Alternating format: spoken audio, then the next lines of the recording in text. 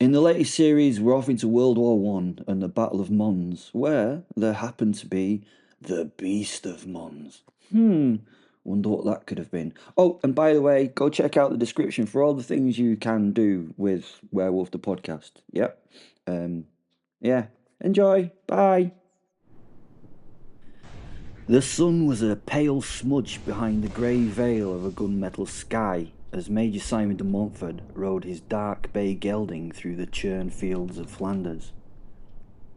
Once green pastures were now a soup of mud, cordite and sadness, the usual aftertaste of a British retreat. His boots, once polished to a gleam by a very hopeful valet in Dover, were now dirty and dishevelled with the journey. Maddeningly, they had developed a squeak when dismounted in Boulogne. He wore the khaki of the British Major, a much better colour choice than the bright reds and blues of past campaigns. The collar of his finely tailored greatcoat was turned up against the wet air. "Come on, Beefy," he said to his horse as he tapped it gently on the flanks with his heels. In his saddlebag he already had the remnants of his last job. It was the head of a Prussian necromancer who had an inflated ego but an unfortunate allergy to silver, which, led to his head being in the bag. Simon had kept the man's noggin, as it wouldn't shut up once it had been removed from his body. In fact, it was so talkative that it was now gagged, bound, and would be taken to someone who understood its infernal language when he got back to, wherever he needed to get back to. Simon smiled. "Early days as well," he said to the horse, giving it a quick pat. "War brings out all the bottom feeders of the occult world." He smirked. "Anyway, it'll all be over by Christmas." He laughed bitterly, with a lack of belief that would be the case. His insignia pin was on his lapel. It bore a small, almost imperceptible brass pentagram and dagger. It marked him out from the other soldiers around him as something overtly special. It marked him out as a member of the, spooky chaps, as they called them in the higher ranks. He was a member of the SOS. To the British Force's top brass, it stood for the Special Occult Service. To the average army chap, the SOS stood for those who will save our souls. Whatever it stood for, those who knew what it meant saluted him differently, as if wondering whether he ought to, salute or cross themselves. Most did both. In the distance, the field hospital crouched in the mud like a collection of sulking laundry. The air of the camp smelled of blood, lie and death. All hope had sort of been recently kicked in the teeth and cast out as lost.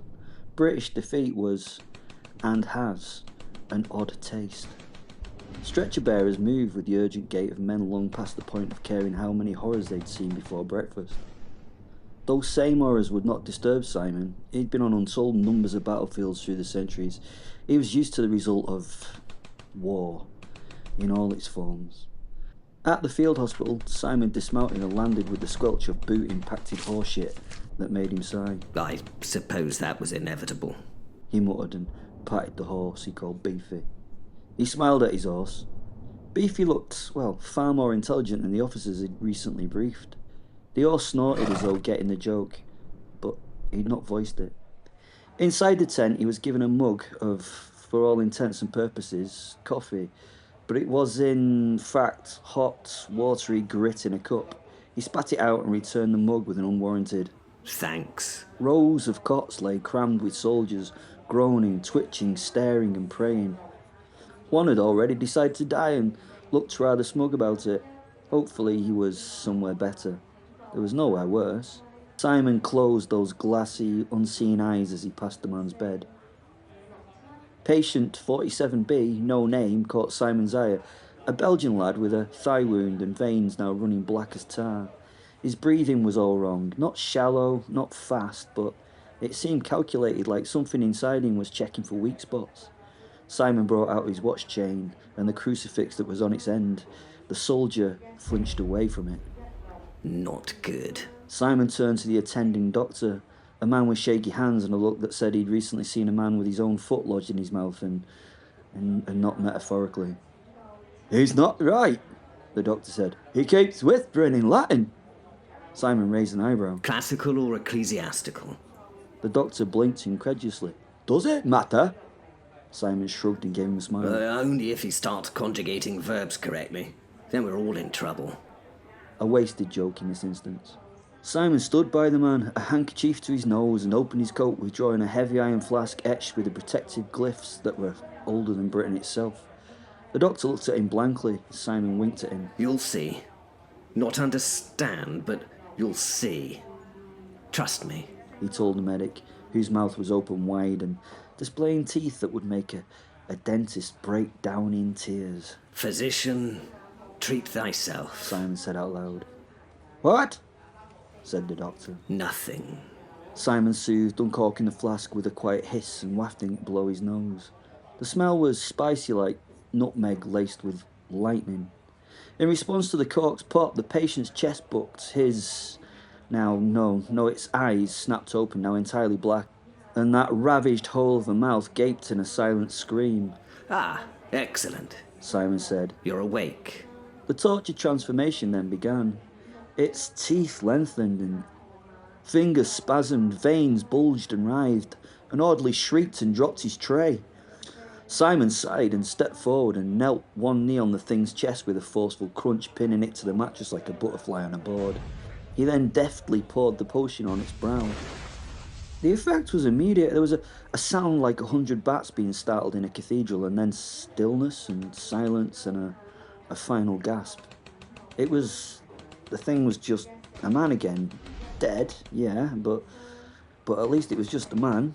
Simon took a sip of the flask, coughed and corked it. Bloody raw stuff. He said to the doctor, wiping his mouth with the back of a gloved hand and offering the flask, at which the medic just stared with that open maw of degradation. Maybe not, said Simon, turning away and pocketing the flask and brushing his gloves clean. Right. He muttered with what could have been mock bravado, but, probably wasn't. That's breakfast ruined anyway. The doctor stared pale and wide-eyed still. What in God's name was that? Simon paused, deciding whether to reveal the information to the man. Why not? He asked no one. It was an incubi vectoric, type 4. He said as he flipped open a notebook. Battlefield carrion feeders. Prefer emotional trauma and high body counts. Think of them as spiritual rats with academic ambitions. He said as he wrote notes in shorthand on the paper with a tiny pencil. The medic blinked. My prescription for you and yours, he said, pointing to the staff of the tent, is to tell your men to burn any corpses that twitch twice. And if a corpse starts talking Greek or Latin or Russian, don't argue, just bloody shoot it. He turned to leave, then paused, not turning. Ah, and also, your coffee is dreadful. It tastes like an unholy combo of poison and vomit. Just thought you should know. Outside, the drizzle had resumed. Artillery boomed again. Well, politely, from a distance, you know. Simon sighed, adjusted his cap and pulled his greatcoat tighter around himself before wandering back to the patient Beefy. He patted the creature and adjusted its tack, not for his, but for the horse's comfort, and then remounted. Before resuming his journey, he briefly looked back over his shoulder at the field hospital. Well, he said. Another quiet morning. The horse snorted, which Simon took as some form of agreement. Come on, old chap, he said as he made to ride on into the mud where the ghosts were, and into a war that hadn't even properly begun. Suddenly, a young private came running, yelling, and grabbed at the horse's bridle. Annoying, said Simon to the horse. He was going to strip the man to the bone with his withering wits, but when he saw the young man's eyes, the anger that had risen was soon calmed. The boy yammered inane nonsense. Slow down, please. Simon had to shout to be heard over the garbled words of the soldier. I will listen, but only when I can bloody understand you, he told the terrified boy. Yes, boy, he couldn't be more than 15 years old. A few pitiful hairs clung to the boy's upper lip. Stop! Breathe, Private! Private! The young man with the weary eyes breathed and settled, gulping in air. There are werewolves on the battlefield? The young man spat. Silence. He looked at Simon with not only the fear of what he was saying, but also with the fear of saying what he was saying to a major.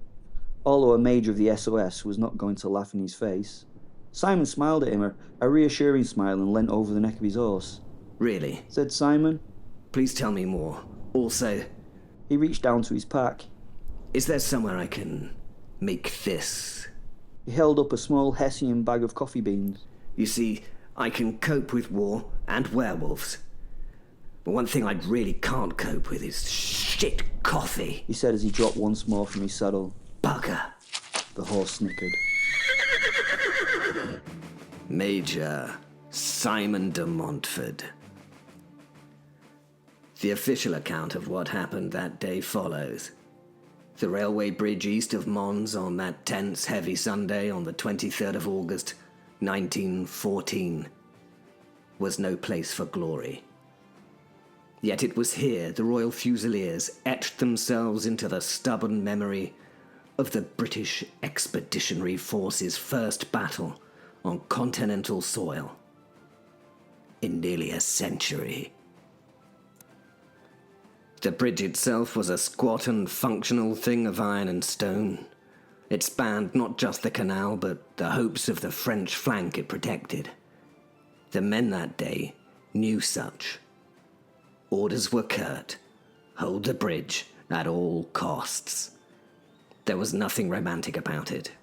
The bridge had to remain intact and uncrossed, or the German advance, already pressing with unnerving precision, would spill into the heart of the British Expeditionary Force's thinly held line, and that could not happen.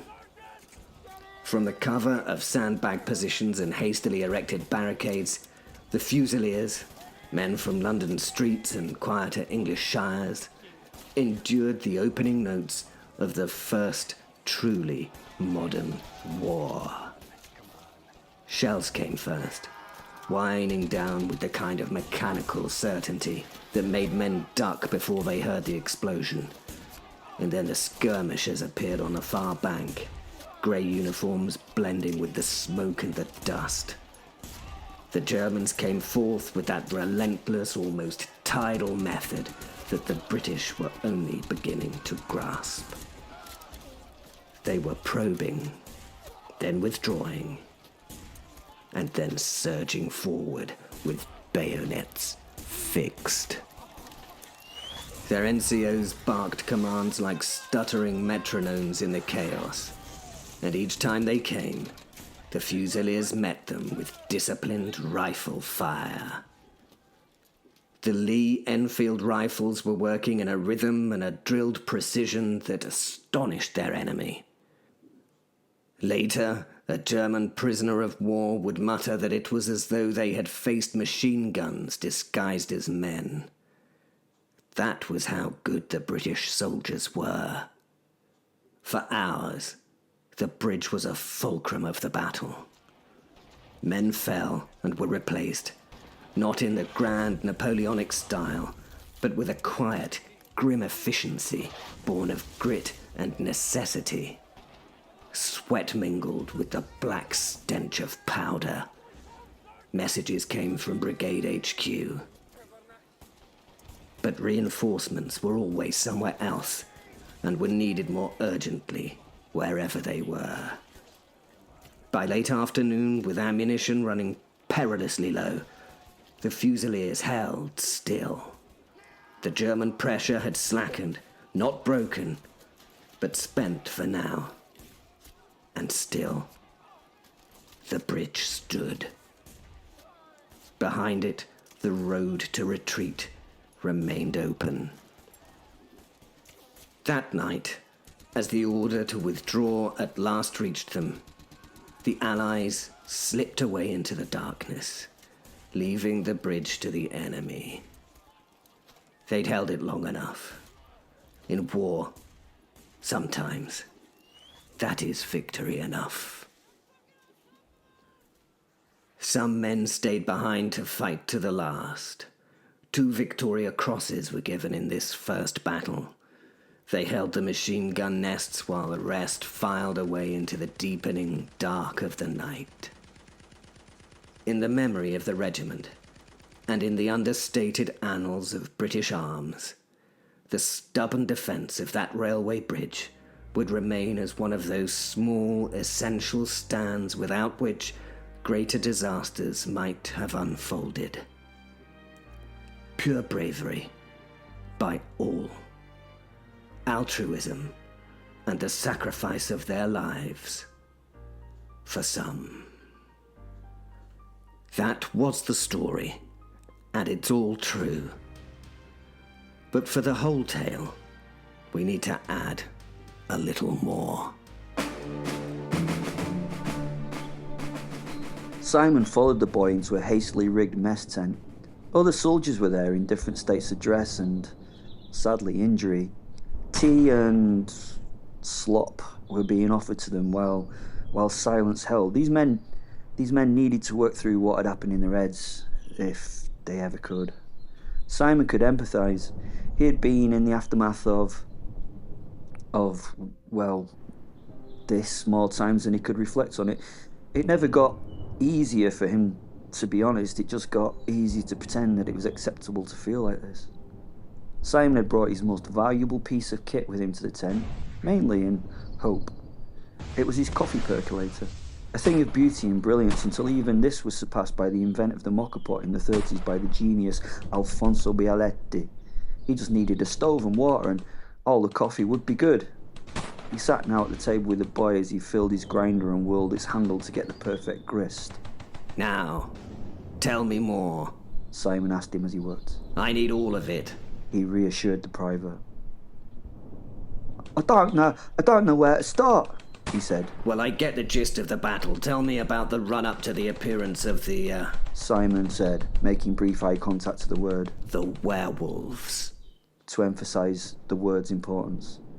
Begging your pardon? Here it is then. It was the Vickers machine gun, sir. The crews were getting, knocked out one after another. He paused. Position was that tight, you couldn't so much as scratch your ear without hitting the chap next to you, he sighed. Soon as one of the lads went down, we had to drag him out before anyone else could get on a gun. And the only way it was across open ground, sir. Jerry had it sighted to be perfect like. Anyone crossing was in God's hands, he was, he said, making the sign of the cross over his chest. A beautiful nurse, immaculately dressed, took a seat at an empty table behind the boy as he spoke. An enamel cup steamed in her hand. Lieutenant Dease, the boy continued. Simon interrupted. Sorry, old chap. He apologised for the interruption. The boy stopped and nodded.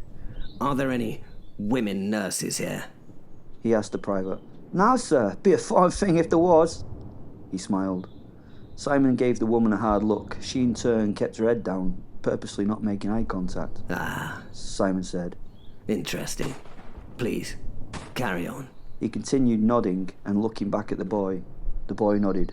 Well, Lieutenant D, sir, I've never seen the like. Any time the gun stopped, he got over himself to see what was wrong. He went himself. Didn't send another lad. Didn't shout for help. He just went. Once, twice, more than a count, sir. Took rounds too while he was doing it. Proper bad wounds too. But he wouldn't leave his post. Stayed till one of the crew could fire, even when he could barely stand. Third it. That was it, sir. He went down. Deserves that VC thing, every scrap of it. The boy now ran his hands over one another and then hugged himself to feel some comfort. Carry on, Private.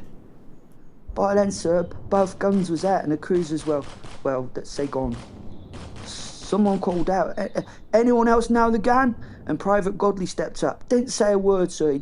He blinked, he just got on with it and I helped him. I did. Don't know why, it just felt right.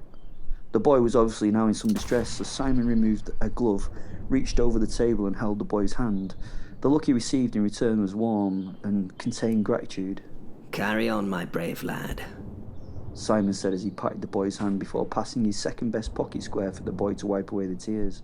He could see the boy was embarrassed by his tears. Begging your pardon, sir. You have nothing to beg for. Tears are fitting for such a tale, young man. The boy blew his nose into the cotton cloth. It made Simon flinch in a moment of distaste, which thankfully the boy did not notice. That was a bit much in a chap's hanky there. What'd you say, sir? Nothing of importance. As you were. You pulled the bodies clear, sir. It was horrible, it was, and set the gun back up and started firing. We caught the bloody hand's attention quick enough, and before long the water jacket was shot right through, gun spitting steam like a kettle. Can't use it no more. Godley was hit bad, sir, and the Germans were almost upon us. And, aye. The boy clammed up, staring at and wringing the handkerchief in his hands. Aye? A sniffle broke him. Again, Simon leant over the table. He placed a hand on the private's shoulder as the boy broke. Hey now. You're a jolly brave chap. You held that spot and let many others escape. Come on now. That's a rare quality. The boy went to continue, tears leaving clean tracks on that grimy face. If I may, sir, I've seen men do brave things, but that day it was different. Weren't just about orders or duty. Lieutenant Deason and Private Godley, they was something else entirely. Can't name it proper, but I'll not forget it as long as I live, and that's the truth of it, sir. That's the truth of it. Yes, brave men. As are you, he told the boy. He left a silent gap for the boy to fill. Simon said nothing, just continued to stare at once was a bleached white handkerchief, which was now a grey ruined rag. Werewolves, Simon prompted. The boy looked up. I prayed, didn't I, sir? Prayed with all my heart, I did, the private continued. And then she were there, weren't she? The boy paused. Proper beautiful she was, an angel. She were in our uniform too, proper reminding me of Sal from home, she did. Simon now looked at the woman at the table with a grim and bitter, knowing look. Ah, I see, he said, staring at her, daring her to meet his eyes. She told me she was a proper angel and that she could help me, she could. Just made me promise to give her one thing, just one thing.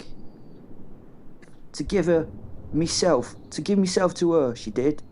And I promised. Simon's look shot back to the boy. You promised what? He bit. I promised that she could have all my faith and love. After all, she were an angel, wasn't she? I know it sounds daft, I know. The chill that now struck Simon's heart was created by more than the painful possibility of this boy's death. He felt true horror at the boy's words. You promised? The boy nodded. Now Simon felt true sorrow. Oh, shit, he said as he looked up to be met by a beautiful smile and a wink from the nurse that no one else seemed to have noticed. Not good, he said to himself, looking ruefully at the boy. What ain't good, sir? asked the boy. Nothing at all, replied Simon again, raising his eyes to the woman who was not there.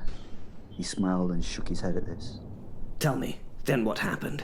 Well, sir, it's difficult, innit? It's unbelievable, innit? It's this gigantic sort of black wolf ghost thing walked through the sandbags. It were proper huge, proper big burning yellow eyes, but I wasn't more scared by it now. It actually made me feel better, it did. Yeah, I bet it did, Simon said offhandedly. Pardon, sir? Sorry, I bet it did, Simon said with fake enthusiasm. Then what? He asked, rubbing his neck with his hands and stretching it back and forth as if to try and release a trapped niggle. Well? Well, what? He said with evident annoyance. I mean, please continue, said Simon with a smile. I only became a bleeding werewolf, didn't I? Simon looked hard at his grinder, then back at the now beaming boy and sighed. He removed his cap and placed it carefully on the table. He smiled bitterly at the boy and then ran his hands through his perfectly coiffured hair. Fuck, I need coffee.